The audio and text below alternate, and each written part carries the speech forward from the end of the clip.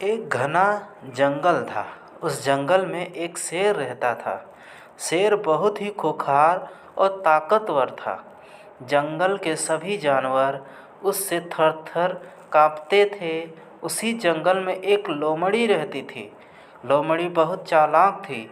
एक बार लोमड़ी जंगल में अपना शिकार तलाश रही थी कि अचानक ही शेर उसके सामने आ गया और उसने लोमड़ी पर हमला कर उसे दबोच लिया। लोमड़ी ने जैसे जैसे अपने आप को संभाला और शेर से बोली, शेर भाई, मुझे इस जंगल में भगवान ने भेजा है और अगर तुमने मुझे मारा तो वो तुम्हें इसकी सज़ा भी देंगे।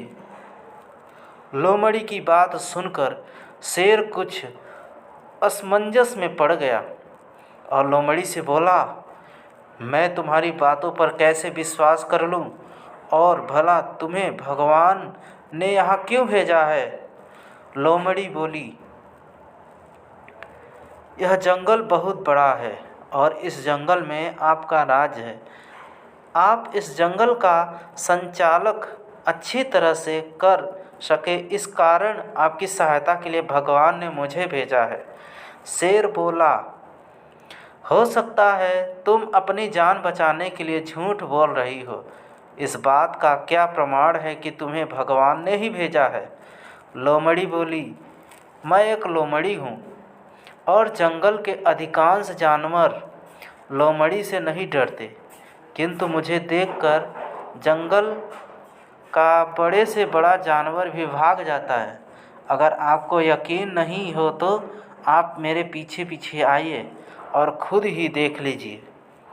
शेर लोमड़ी की बातों पर यकीन कर उसके पीछे पीछे चलने लगा और जैसे ही कोई जानवर मिलता वो लोमड़ी को देखकर भाग जाता।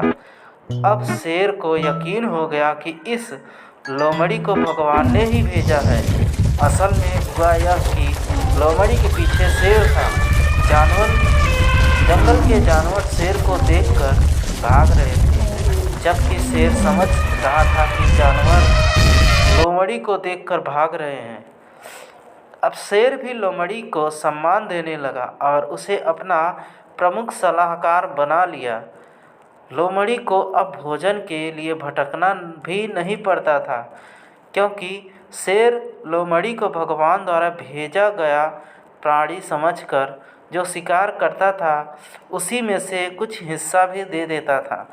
इस प्रकार लोमड़ी अपनी चालाकी से न सिर्फ अपनी जान बचाई अपितु शेर की सलाहकार बनकर आनंदपूर्वक जीवन यापन करने लगी। शिक्षा। चालाक लोमड़ी और शेर की कहानी से हमें शिक्षा मिलती है कि बुद्धि का प्रयोग कर बड़ी से बड़ी मुसीबत से बचकर उसमें भी लाभ प्राप्त किया जा सकता है।